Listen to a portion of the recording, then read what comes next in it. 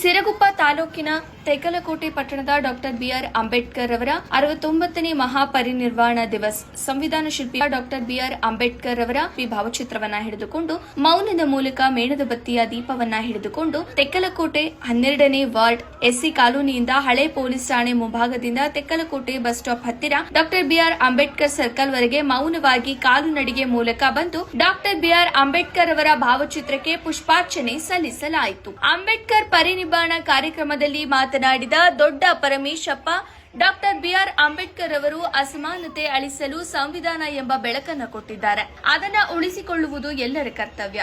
ಅಂಬೇಡ್ಕರ್ ಒಂದು ಜಾತಿ ಸಮುದಾಯಕ್ಕೆ ಮೀಸಲಾಗದೆ ದೇಶಕ್ಕೆ ಉತ್ತಮವಾದ ಸಂವಿಧಾನ ಕೊಟ್ಟಿದ್ದಾರೆ.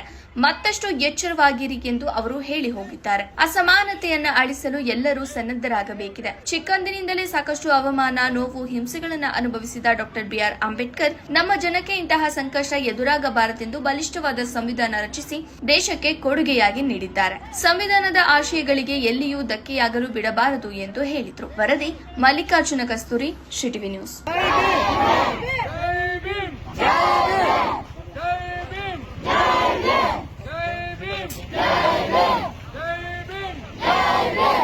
ಭಾರತದ ಸಂವಿಧಾನ ಶಿಲ್ಪಿ, ದಲಿತರ ಸೂರ್ಯ, ಮಹಾಚೇತನ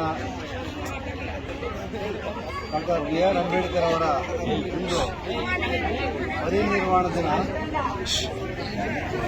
ಅವರ ಆದರ್ಶ ತತ್ವಗಳನ್ನು ಶಿಕ್ಷಣದ ಮೂಲಕವೇ ನಾವು ಅರ್ಥ ಮಾಡಿಕೊಳ್ಳುವಂತ ವಿಚಾರವಾಗಿದೆ. ಅವ್ರು ಹೇಳಿದ್ದು ಶಿಕ್ಷಣ, ಸಂಘಟನೆ ಮತ್ತು ಹೋರಾಟದಿಂದ ಮಾತ್ರ ಎಲ್ಲ ಜಾತಿ ಜನಾಂಗದವರು ಇರ್ತಕ್ಕಂಥ ಬಡಜನರು ಅವರ ಶ್ರೇಯಾಭಿವೃದ್ಧಿ ಆಗಲಿಕ್ಕೆ ಸಾಧ್ಯ ಅಂತ ಅವ್ರು ಹೇಳಿದ್ರು. ಹುಟ್ಟು ಬರ್ತನವಿದ್ರು ಸಾವು ಮಾತ್ರ ಚರಿತ್ರೆಯಾಗಿರ್ಬೇಕಂತ ಅವರು ಹೇಳಿದರು. ಮತ್ತು ನಮ್ಮ ದೇಶದಲ್ಲಿ ಕುಡಿಯಲು ನೀರು ಕೊಡದಂತ ನಮ್ಮ ದೇಶವನ್ನು ನಮ್ಮ ದೇಶ ಅಂತ ನಾನು ಹೆಂಗೆ ಹೇಳಂತ ಒಂದು ಪಾರ್ಲಿಮೆಂಟಾಗಿ ಮಾತಾಡಿದ್ರು ಅವರು. ಯಾಕಂದ್ರೆ ಅಂಬೇಡ್ಕರ್ ಅವರು ಬಾಲ್ಯ ಜೀವನದಲ್ಲಿ ಅವರು ಪಟ್ಟಿರ್ತಕ್ಕಂಥ ನೋವು ಮತ್ತು ಅವರ ಸಂಕಷ್ಟ, ಅವರ ಬಡತನದಿಂದ ಮುಂದೆ ಬೆಳೆದಿರ್ತಕ್ಕಂಥ ವ್ಯಕ್ತಿಯಾಗಿದ್ದರು. ಅವರು ಇಡೀ ಪ್ರಪಂಚದಲ್ಲಿ ವಿಶ್ವಮಾನವ ಅಂತ ಗಗನಕ್ಕೆ ಇರತಕ್ಕಂಥ ಹೆಸರು ಅವ್ರು ಮಾಡಿದರು.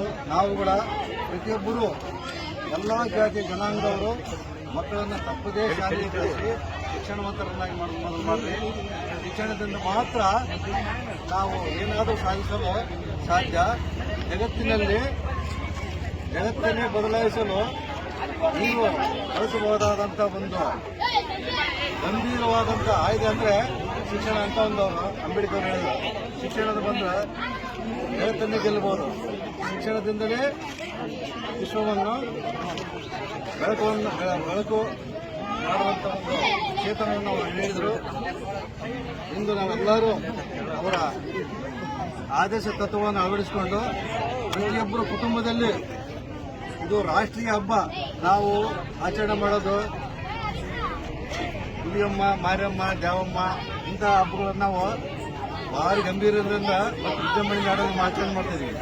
ಆದರೆ ಇಡೀ ದೇಶದ ಸಂವಿಧಾನವನ್ನು ರಚಿಸಿ ದೇಶದ ಆಡಳಿತ ಯಂತ್ರವನ್ನು ರಚಿಸಿಕೊಟ್ಟಂತ ಅಂಬೇಡ್ಕರ್ ಅವರ ಈ ಪರಿನಿರ್ವಾಣ ದಿನ ಮತ್ತು ಅವರ ಹುಟ್ಟುಹಬ್ಬ ಇವೆರಡು ರಾಷ್ಟ್ರದಲ್ಲಿ ಪ್ರತಿಯೊಬ್ಬರ ಮನೆಯಲ್ಲಿ ಹಬ್ಬವನ್ನು ಆಚರಣೆ ಮಾಡುವ ಒಂದು ವ್ಯವಸ್ಥೆ ಬರಬೇಕು.